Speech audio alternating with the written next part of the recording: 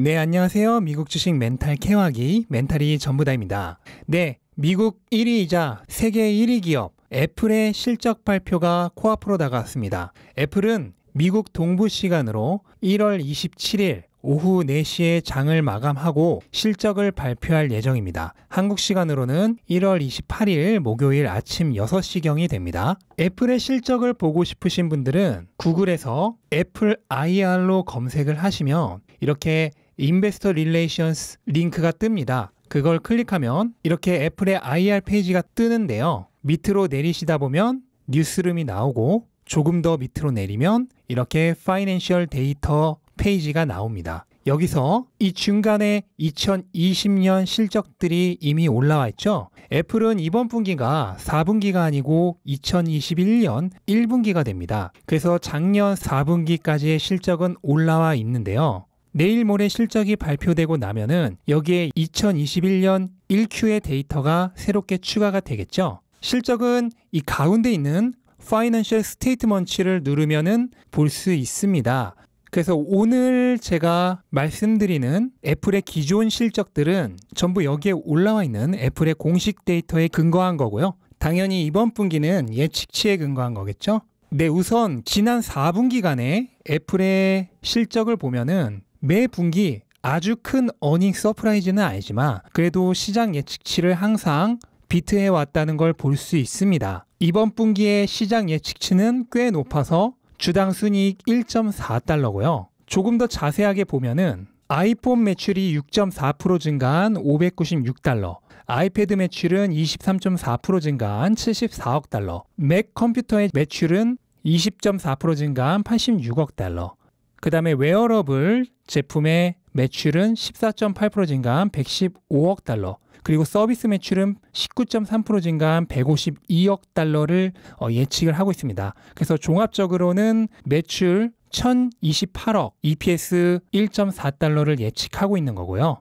그러면 이번 분기의 실적은 어떻게 될까? 네, 또 익숙한 표죠. 제가 제 나름대로 가장 중요하다고 생각하는 핵심 수치만 뽑아서 정리한 실적표고요. 애플은 시즌성이 강한 회사이기 때문에 기본적으로 작년 같은 분기와 비교를 합니다. 그래서 제품 매출은 앞에 시장 컨센서스를 통해 봤을 때 876억 달러가 예상이 되고요. 서비스 매출은 152억 달러가 예상이 됩니다. 그래서 총 매출은 1028억으로 지난 같은 분기 918억보다 10% 정도 많을 것으로 예상이 되고, 제품 지출은 지난 6분기에 제품 매출 대비 제품 지출의 평균값을 넣었고요. 서비스 지출도 지난 6분기에 서비스 매출 대비 서비스 지출의 평균값을 넣어서 나오게 된 총이익 그로스 마진은 374억 달러가 될 것으로 예상이 됩니다. 그리고 영업 지출은 총 매출 등과 크게 관련이 없었기 때문에 지난 6분기의 전체 평균값을 썼고요. 그렇게 해서 나온 영업이익은 280억 정도가 됩니다. 그 다음에 기타 수입이나 소득세 충당금도 역시 지난 6분기의 평균값을 썼고요. 그렇게 해서 나온 갭 순이익은 약 260억 정도가 됩니다. 여기에 애플은 자사주 소각을 통해서 꾸준하게 주식수가 줄어들고 있는 기업이죠. 그래서 이번에도 그거를 감안해서 저의 추정치 171억 주 정도를 예상을 했고요. 그렇게 해서 나온 갭 EPS 추정치는 1.52달러입니다. 그러면 이번 시장의 예측치인 1.4달러보다는 약간 높은 수치죠. 기존에 애플이 항상 그 정도 시장 예측치를 뛰어넘어왔다는 걸 봤을 때 충분히 실현 가능성이 높은 예측치라고 생각을 합니다. 네, 그러면 기존의 실적 발표 전후의 주가 흐름을 잠깐 볼까요? 딱 2분기 정도만 봐보겠습니다. 우선 지지난 분기는 7월 30일에 실적 발표를 했고 시장 예측치를 20% 정도 뛰어넘는 어닝 서프라이즈를 기록을 했습니다. 그래서 그 다음날 갭 상승을 해서 무려 10% 넘게 주가가 상승을 했고요. 그 이후로도 주식 분할까지 겹쳐서 폭발적으로 주가가 상승을 했습니다.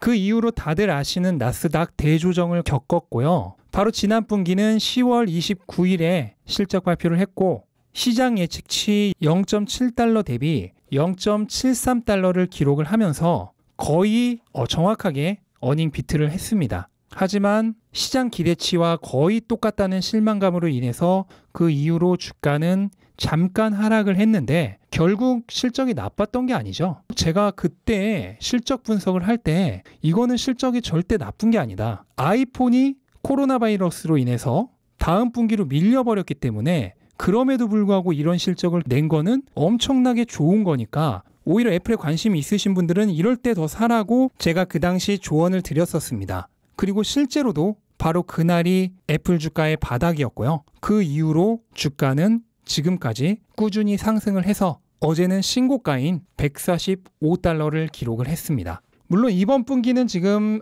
기대치로 인해서 주가가 미리 선행해서 굉장히 많이 올라와 있는 면도 있습니다. 그래서 시장의 예측치를 상당히 많이 뛰어넘지 않으면 일시적으로는 조정이 있을 가능성도 있어요. 하지만 단기적인 시장의 예측은 결국은 불가능한 거고 우리는 장기적인 비전을 보고 갈 수밖에 없는 겁니다.